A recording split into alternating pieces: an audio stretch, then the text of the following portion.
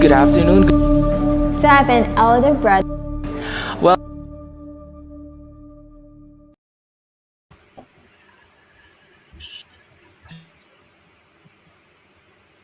the views and opinions of the guests do not reflect the views and opinions of the hosts.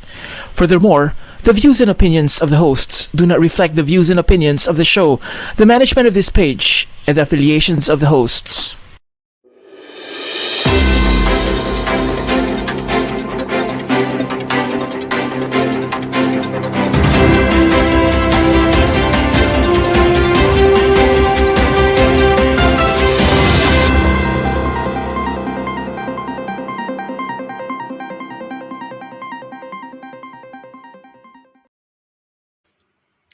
Mula dito sa Singapore, welcome po muli sa isa na namang gabi o maulan na gabi ng makabuluhan at napapanahong talakayan. Ito po ang Weekends with Rated J. Ang programang ginawa para sa mga overseas Filipino mula sa kapwa overseas Filipino. Inyo po itong napapanood ng live tuwing Sabado sa tulong na rin ng teknolohiya at ng social media. Magandang maulan na gabi sa lahat ng mga nanonood dito sa Singapore. Magandang umaga dyan, partner sa Canada. At magandang araw sa lahat ng viewers natin all over the world sa ating 135,000 followers na partner and counting. Maraming That's salamat really po sa good. lahat ng inyong pagtitiwala po sa amin dito sa Rated J. Ako po si June Rigunan. At ako naman po si Dazeline Zapata Pinlac mula dito sa Canada. Good evening sa inyo dyan, partner. Siyempre, magandang gabi sa ating mga kaibigan at kakwentuhan tuwing Sabado ng gabi. Magandang umaga po sa lahat ng mga nandirito sa Canada.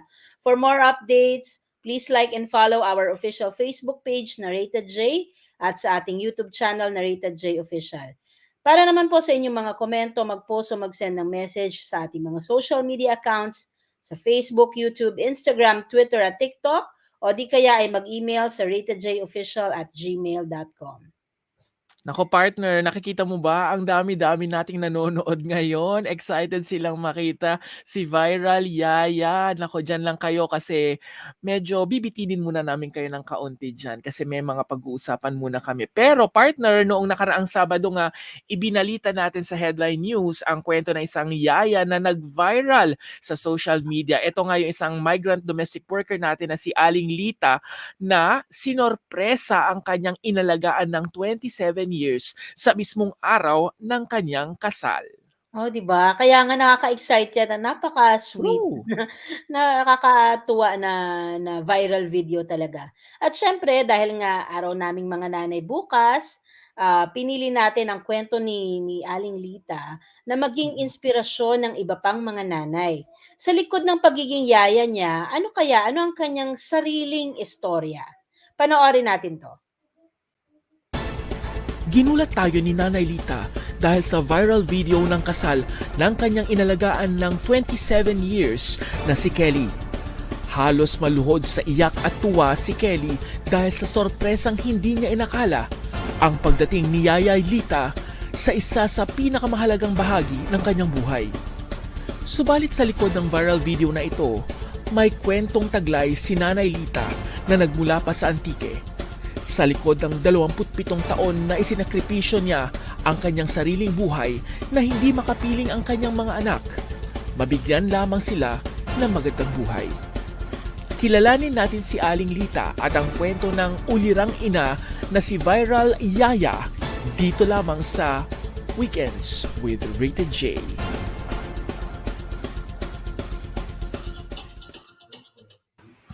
Nako, excited akong ipalabas partner ang ating exclusive interview kay Yaya Lita dito sa Rated J. Pero bago yan meron din tayong pasorpresa sa ating mga ka-Rated J na nag-post ng kanilang mga picture with their moms. Papalabas natin yan maya-maya lamang. Pero bago yan, ako partner, ready ka na?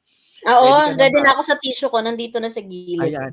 Yung mga kababayan natin dyan na may mga nakatulad din ni Yaya Lita, siguro mga migrant domestic workers or kahit hindi po, basta meron kayong nanay, lahat naman tayo may nanay, di ba? So, eto na nga, maiiyak tayo lahat sa kwento ni Yaya Lita, exclusive po para sa Singapore. Ito po ang ating viral yaya na si Aling Lita. Panoorin po natin ito. Both of you, good afternoon, good evening. My name is June and welcome to Weekends with Rated J. And how are you guys? We're good. Thank you so much for having us. Very good. Thank you. Great. You want to introduce yourself first? Si Nanay Lita po, tama po ba? Oo. Taga saan po si Nanay Lita? Taga Antique. Taga Antique si ate Nanay Lita. Meron po kayong anak? Oo. Mayroon akong 4 na anak. Meron po kayong 4 na anak. Lahat sila ay malalaki na. Oo. Malaki na. At saka, Mga ilang taon na po sila? may asawan sila eh. May asawa na rin sila. So talagang, kumbaga sa bahay nyo, kayo na lang mag-isa. Oo. Ako na lang mag-isa. Pero nung umalis po kayo sa Pilipinas, mas malalaki, malalaki na ho ba sila o bata pa rin sila? Bata pa sila. Bata pa sila eh. Okay. Tapos, pumunta po kayo sa Singapore dahil, ano yan, kailangan nyo talaga magtrabaho para sa kanila noon? Kailangan ko talaga magtrabaho para sa kanila. Kasi mahirap ang buhay doon. Walang trabaho. Kelly, you're right now, you have just married? You just, yeah? For a and week. for a week. Yes. For a week. Wow, congratulations. Thank and you. how is it? How's life after, right now that you have a new life? Yeah. How was it? Life is pretty much the same, just with outpouring of love from people all over the world because we were not expecting the simple video of the Iranian to go viral. So the past 1 week has been very different in experience. Yes. And I guess a lot of interviews you have actually done, or Yes, actually more phone interviews. But I also try to maximize the time I have with Yaya because she is leaving tomorrow. So we just do what we can and not allow ourselves to be too overwhelmed. right? Yes. Right. You call her Yaya Yes, I call her Yaya. ever since. Ever since. Pumunta po kayo sa kanila na hindi pa siya pinapanganak. Oo. Wow. Okay. So you basically were like a second mother Yes. to her. So I have an elder brother who is 3 years older. So Okay. she came when my brother was 1 year old. Correct. 1 and 7 years old. 1 year, 7 months. 1 and 7. Yes. Wow. So okay, when 1 and 8 months, I mean. 1 year and 8 months. So basically, growing up with Nanay Lita, or you call her Yaya Lita, how is it? Was she a strict Yaya? Was she very patient? Because looking at her features, she seems to be the timid type, the very shy Yes. type. How is she as a Yaya? She was the complete opposite of a strict Yaya. So Were you spoiled? Was I spoiled? Am I very naughty and spoiled? Not really. Because my dad was pretty strict, but he was Yaya would always cover up our mischief and Wow, okay, tolerating. And so, Lita, how is Kelly today? Is she naughty? And then she'll be like, no, she's okay, because she doesn't want to get us in trouble. Yeah. Bakit ho ganon? Bakit ka, if you may allow me to speak in Filipino, Of course, yeah. bakit po ganon? Bakit kayo yung parang hindi masyadong strict noon, pinagtatakpan nyo daw siya? Eh, siyempre, kasi unawaan ko namang bata yan eh. Kaya, must be patient. You must be patient during that time. Pero how were they? Were they both good kids? Were they magulo? Were they naughty? Sometimes they're good, sometimes they're naughty. So, I don't mind because I understand children is like that. Children are like that. Because you see, Nanay Lita, when you came actually here in Singapore, you already have kids, right? And you left your kids in the Philippines to para palakihin, to grow up other kids. How was that feeling? How difficult is it for a mom like you to be away from your real kids? And yeah, can you tell us a little bit more of that? How did you actually? Because tomorrow is Mother's Day. This will be our Mother's Day presentation. This is our Mother's Day presentation. How is it difficult for you to be away from your family in the Philippines and taking care of another family of different kids? Of course, very difficult. It's because I felt very sad when once I remember my children, and nobody take care of them. Because my life there is very hard, so I try my best. But now they're big. I mean, dahil po sa kanila, because of them, because of you working with them, with the family, who treated, I believe you, who treated you like part of their family as well, you were able to, nasuportahan niyo po, you were able to support your family in the Philippines. Right. Yeah. So, can you tell us any story when you were kids? Anything that you won't forget, or something that probably maybe she was irritated, or something that you will never forget. Any story that you won't forget? I think one particular memory that I have. So Yaya and I share a room ever since I was young, and we've always been sleeping side by side. And sometimes as a kid, when I wake up because of nightmares and I can't fall back asleep, I would just go over to her room and I have a nightmare, and then she would very lovingly just let me bunk into her bed with her. Yeah, and she would just take good care of me for the rest of the night. Yes. I think these are the little moments that I hold very dear to my heart, even after she leaves, because it's just different not having Yaya by my side after she left. Yeah. It seems that you were very, very close to her. That I mean, of course, you have your own. I mean, real parents. You have your real correct. mom. But Yes. the love that you have with her is Yes. probably different from the love that you had it with your. Yes, With your I'm mom. very close to my mom also, and my dad. But I think it's just everyone just feels like family after being together for so many years. And Yaya has always been there also, just like my mom. Yeah, when I'm sad, when I'm happy, she's always there to celebrate with me and support me. Yes. Nay, meron ba kayong kwento na gustong ikwento noong bata pa siya na hindi niyo makakalimutan? I was asking her, was there any story that she can't forget, or any memories that she had when you were a kid? I cannot remember. Pero yung mga hindi po niyo makakalimutan na nagloko ba sila, o kaya muntik na silang paluin ng kanilang mga magulang, or anything na hindi niyo po makakalimutan nung mga bata sila. Sila sa baba. Yun. Yung na ano ba ng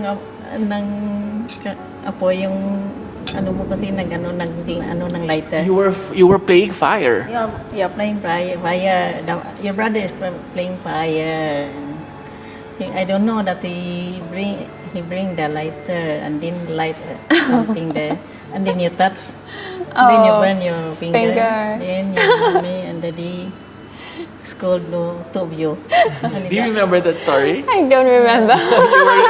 You were super young then. You burn Yeah. your finger because your brother touched the something burn. Oh. And then what happened? You burn your finger, and then your daddy and your mommy scold. Scolding two of you. Napagalitan niyo na ho ba sila nung bata sila? Oo naman. Pagalitan ko rin kasi siyempre hindi mo na rin ma-tolerate ba kasi kuminsan ang kulit nila. Nung nasa Pilipinas pa ho yung mga anak niyo, paano po yun? May mga times ba, kasi may mga kilala akong ganyan na minsan nagsiselos din yung mga anak nila. Meron nga akong kilala na nandito na magkakasama na sila, no, yung pamilya nung pamilya niya at saka yung pamilya nung inaalagaan niya. May mga ganun bang kaso na minsan nagsiselos din sila yung mga anak mo? Ay, siyempre siguro. Kasi hindi ko na lang alam kasi hindi naman nila sinasabi na gano'n. Pero nagsisilos din siguro kasi ayaw na sana nila ako pabalikin eh. Paano kasi kung hindi ako babalik, wala namang ako hanap buhay doon. O ano kailangan nila, hindi ko mabigay sa kanila. Kaya yun, tiniis ko na lang. I was actually asking her, was there any time that her kids or real kids actually got jealous also? And she said that, of course, there were times that they got jealous, but for sure, and sometimes they don't even want her to come back anymore in Singapore. But of course, life in the Philippines is very difficult. So, and of course, I think that she really feels that you're really a family to her as well. I could sense that, right? Okay, so can you just tell me, Kelly, how is she as a woman, and what is so special about her as a woman and as a mother? Yaya is always thinking about other people first, putting her family before herself. Whenever she has a salary or income, she sends everything back. she doesn't really splurge or pamper herself enough in my own words. And yeah, she's always thinking about people. She's very loving, very caring. Yes. But what about her po? As a kid or as a teenager or nung lumalaki na po siya, how would you describe her? He's a nice person. He's a very good. He's a nice person. Very nice person. Nagagalit din po ba siya? Sometimes. Does she tell you her love stories? Her first boyfriend, for example? Were you the first person who knew about it? Yes, of course. Everything she tell me. But I just advise her, you must be careful and take care of yourself because you are a girl. You're the girl. Did you teach her any Filipino word or Filipino words? Oh, we have. I remember the poem. Dang dang dang dang pakitong kitong aninang sa saba kinabantok madili makuha. Am I saying it right? I can understand your words. That's actually a folk song in their province. Because she's a Bisaya po yan, ano? Oh, because my mom is also a Bisaya. So I actually know that song. Bisaya is it's a generic term that you use for those people who speaks the Bisayan language, which is their language. Something like a dialect? It's a dialect. It's a dialect. So they're actually in the middle part of the Philippines. Most of them are actually in the middle part of the Philippines. And her province is part of that that group. Okay. Yes. Okay. Let's talk about a bit of what happened on that day. Okay. So you were already dressed up. You're already getting married. Yeah. Did you actually ask her to come to Singapore for your wedding? Yeah. So the wedding was actually planned in less than 3 months, and Yaya was the first person I reached out to. Like, Yaya, you gotta renew your passport. I want to fly you over for my wedding. And because we have very limited contact, because she lives in the village and she doesn't have a Wi-Fi, so I could only go through her daughter-in-law, Jenny. Yeah, so it was very difficult to get a response on updates about her passport renewal. Only about 1 week before the wedding, I received a message from her telling me that she didn't manage to renew her passport, and I was very sad. I was telling my family that okay, I need to fly to Philippines after the wedding to share this joy with her, and yeah, so I wasn't expecting her to be here at all. Yes. Nay, sino ang kasabwat niyo nung mga panahon na yon? May kumakausap na ba sa inyo? Ano pong nangyari? His brother. His brother was actually contacting you. He asked me, don't tell her because he want her a surprise. Okay. So if Kelly asks you whether you renew your passport, you tell her no, because of problem. You tell like. So she tell Jenny also, my daughter-in-law, not to tell her. Okay. So. But on that day itself, were you still expecting, or were you still thinking that I hope she's still here? No, I wasn't expecting at all. So it was something that you've already set your mind that she won't be able to join. Yeah. Gaano po ka-special yung araw na yun na kailangan nyo talagang pumunta? How special was the day that you had to really come? That you really have to attend that wedding? Very special. It's very important because I want her to be happy on the day. And joining her on that day, you're very sure that she would be very happy as well. So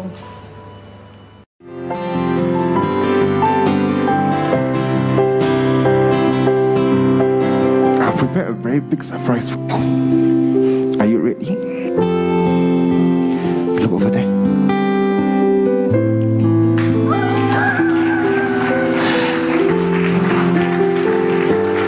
The lady that is standing, she's the domestic helper that's been with the family for the past 27 years.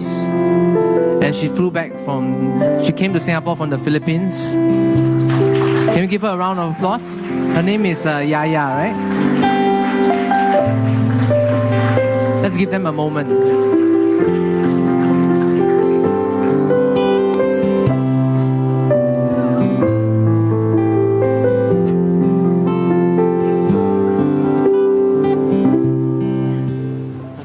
Sige, Kelly, when that actually happened, then can you tell me exactly how did you feel? Because we saw the video. I mean, Yeah. we saw the video. You were crying. You were very emotional. But I want to know what's actually in your heart when you actually saw her physically at that moment that they said that they called her Yes. and said, "Oh, your Yaya is here." How was that feeling? So they actually didn't tell me that my yaya is here. They told me to turn around Okay. and to look in that direction. And because of the veil, I couldn't really see. So it took me a while to see who's this person. And I think I immediately identified her because of her physique and her body, her height, and and I just recognized her almost instantly. I was very surprised. I couldn't believe that she was actually here. And I was just overwhelmed. It's something that she actually completed the whole The wedding, yes, the whole wedding wedding is complete. Yes. Right. Yes. But how special is she that she really has to be a part of that wedding? So she's like a second mom to me, and having her witness my big day is all I ever want. Yeah, and I'm just so glad that the government opened up the borders, and God made a way for her to be here today. It was just right timing. Everything Yes. was in a perfect timing. Yes. Right. Now that she's actually married, what is your advice to her? Because she's starting a new life. What is your advice to her as a mother yourself? Advice to my husband. I tell her husband to take care of her, and then you must understand each other as a husband and wife. Must be a good wife and take care of her health also. With all the things that you have went through in life, Nanay Lita, what advice can you tell her? Kasi of course, she has a different life. She has a better life as compared to us in the Philippines, for example. But what can you advise her from the learnings that you have? Ano yung mga may advice niyo sa mga natutunan niyo po sa buhay niyo sa kanya ngayon? Nagsabihan ko siya na kailangan siya sa kasi iba ang buhay niya kasi mayroon na siyang asawa sa dalaga pa. And must take care of the family. She really must have to take care of her family now. Was there any time na medyo nagtampo ka ba sa kanya, na gusto mong sabihin sa kanya ngayon, or not at all? Never kang nagtampo sa kanya? Hindi naman. Nakakit... She is very good girl. Is understanding, generous. In example, her mother scolding me. I'm crying. She cried also. She tried to comfort me. She was telling us that every time her mom would scold her, you would also cry together with her. Why is that so?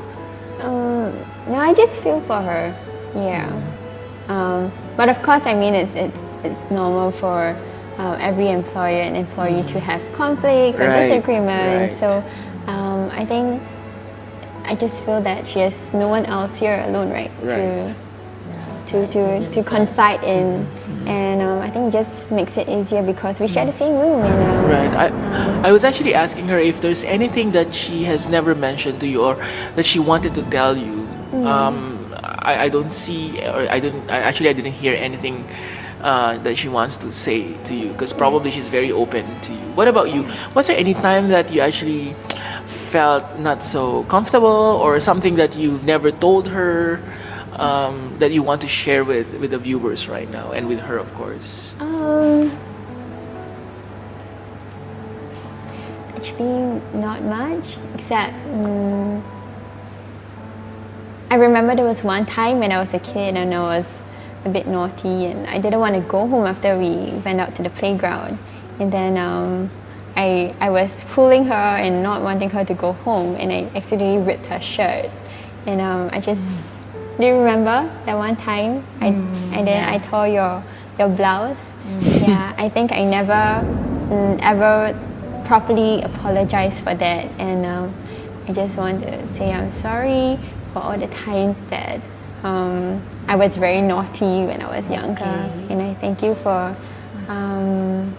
still loving me, still taking care of me. Yeah.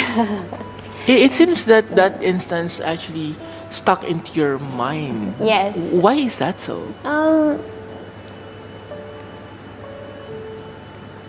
I don't know. I just felt bad at that moment, and maybe it's also because I know that Yaya doesn't really have much clothing in the first place, and I just felt bad. Yeah, and it was When she actually left 2 years ago or 3 years ago, yes, how was that? How difficult was it? it was very tough. Yeah, we cried so much at the airport, and I think thinking about how that's gonna happen again tomorrow when she leaves.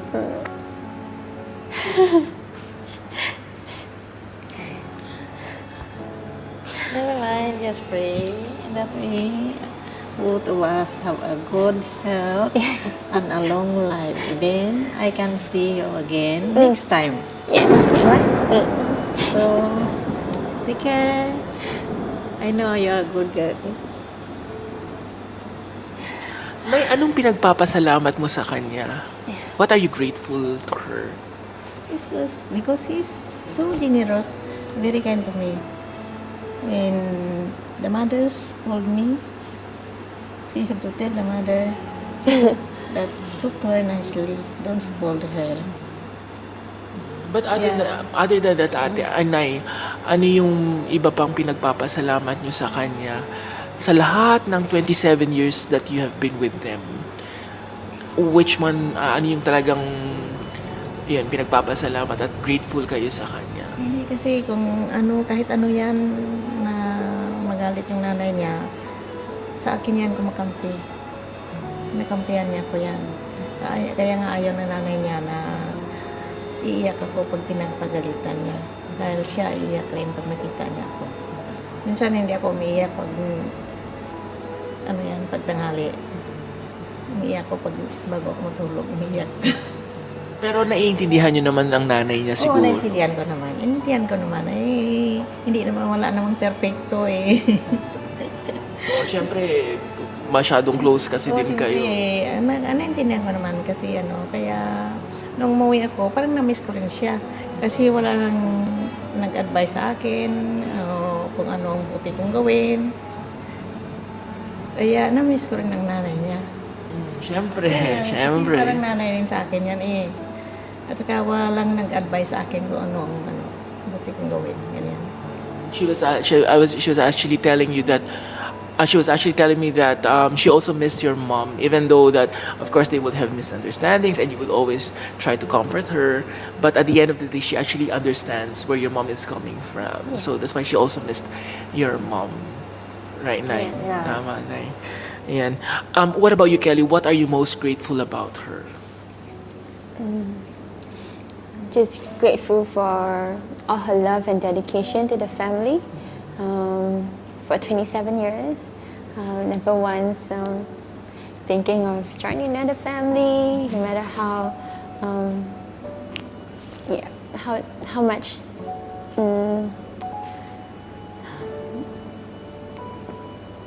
I mean most people would always seek for a higher salary or something more that a family can offer, but Yaya has just been so dedicated to our family. I don't mind Yeah. about the salary. Yeah. I don't mind about the salary and the day. As long as I have enough food to eat. She treat me good. It's okay. It's fine with me. Yeah. That's very kind of her. In fact, actually, a lot of our viewers, when I've posted your video, they were so envious of both of you because they felt how good you are to her and your family to her. And everyone is saying that we wish we could have the same employers, that they could be as loving as as you. So you've actually given a very good, you've actually shared a very good image to all of us that, you know, even if you are, you know, she's an even if there's like an employer-employee relationship, at the end of the day, you still treat her as a family, not just an employer and an employee kind of I think it goes relationship. both ways. You can't treat someone like family without them treating you like family. True. Yeah, so and I think I really owe that to my mom and my dad as well, because it's the values and the way they've brought us Right. up that has taught us how to love and respect Yaya is more than just a domestic helper. And they've been very accepting, they've been very supportive of this close relationship that we share. Yes. When she actually left, of course, in her province, maybe the Wi-Fi is not so strong. So Yes. how was your mode of communication? I mean, I would just send her a message on Facebook, and if she manages to reply me, then that's a bonus. And Wow, Facebook But there was na lang also si one nanay. time she told me she had to climb up the hill in the dark, and My farm there is and the only source of light was the moon, right? Okay. And she said it was very dark, but she had better connection up there, just to call me. Wow. Right. But I told her never to do that again because it sounds so dangerous. Correct. And, But I think if it's just okay in the Philippines, those kinds of hills Yes. are not pretty very. Well, if it's at night, probably it's a bit dangerous. Yes, yes, right? yes. But if it's in the morning, it's usually okay. Yeah. It's not that difficult. Have you been to the Philippines? No, not yet. And do you have plans of going yes, to yes, the I do. Philippines? I do Right. have plans to. You should have your second or third honeymoon in the Philippines. You know. I have planned to meet her after she went home, but COVID happened for 2 years, so we couldn't travel at all. And I think on other occasions she would just take her son's motorbike out to town, and Ikaw ate, nanay, kayo ang nagmo-motorbike? motorbike. Her son. Your son. I thought you were the one. Her son, yeah. Just to call us, or Okay. like on my birthday, or like to wish us Merry Christmas. Yeah, she would. He will bring me the and then I try to contact so that I can contact her. If she goes to the Philippines, where do you think she should actually go? Where would you invite her to go in the Philippines? I think Boracay, I think. Boracay. Everyone says Boracay. You've never been to Boracay, No, right? not to Philippines. Yeah, that's the number But one. I never done go there so in Boracay. Then it's time for you to bond in Boracay. Your niece says she will be my tour guide. Her family came here already in Singapore before. Oh no, but I also talked to them on Okay. Facebook. Yes. Right. Wow. Nice. My last question. What's next after this? Of course, she's going back tomorrow. Life has to be different again. You have to go back to how it used to be like when she wasn't around anymore. So, what's gonna be next? And how is it gonna be like your relationship? Planning my next visit for sure. Now that COVID, the regulations are not so strict, so hopefully the borders will remain open long enough for me to travel over, and we'll just try to stay in touch as much as we can. Yeah. And tomorrow it's gonna be Mother's Day. What is your message for her? Oh my God. Happy Mother's Day, Yaya. Thank you Thank for you. taking care of me for 27 years. Thank you for flying all the way here to attend my wedding. Okay. Yeah, I really You're appreciate, welcome. and I'm very happy that you are here. And I wish you Yeah. good health and happiness. I'm so happy also that I can attend with your wedding. Right. Nay, ano yung last message mo na lang siguro sa kanya? What do you want to tell her now that you're flying back in the Philippines tomorrow?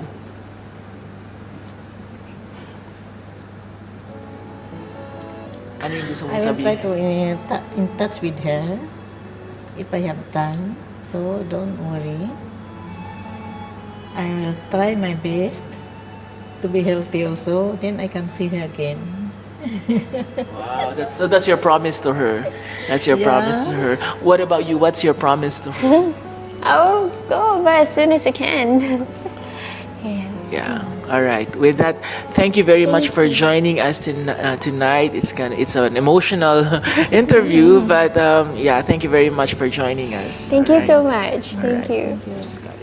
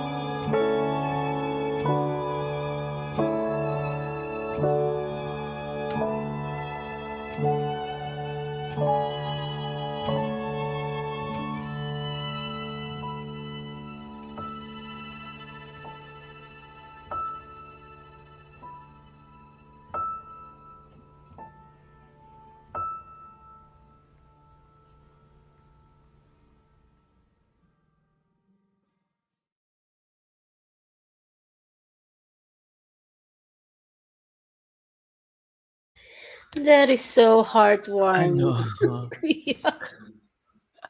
ano, umiyak na ba kayong lahat?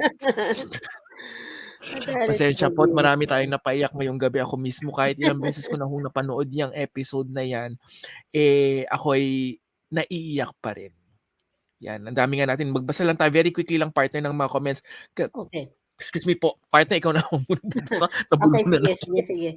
Ayan, yung mga pagbati lang 'to, yung mga reaction na lang siguro kay Yaya. Eto na ba, na-click ko na partner. Pwede mong basahin. Sige. Yan na pala. Kakaiyak, I guess, Nanay Lita employer just like my employer. A very kind, understanding, and very supportive employer. Happy Mother's Day, Nanay Lita. Sabi ni Nora Carpio Yeah. Marinas Cabalse. Grabe luha ngayon dito. Sabi ni Racines, sa Loloy Dongski Ronald.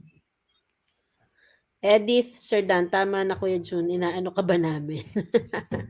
Yan. Ito, meron tayong viewer galing sa US. Ayan, sabi ni Ruby Sebastian F. Watching from California, USA. Na-miss ko tuloy mga alaga ko dyan sa Singapore. Since baby sila, ako na nag-alaga. Anyways, speaking of alaga, nag-post tayo nung isang araw, partner, ng isang art card na humihingi ng mga litrato ng mga kababayan natin kasama ang kanilang mga nanay. So, excuse me po, ito na naman ako. Panoorin natin, meron tayong pakonting special, tama ba yun? Konting special surprise para sa ating mga viewer sa gabing ito. Panoorin natin to.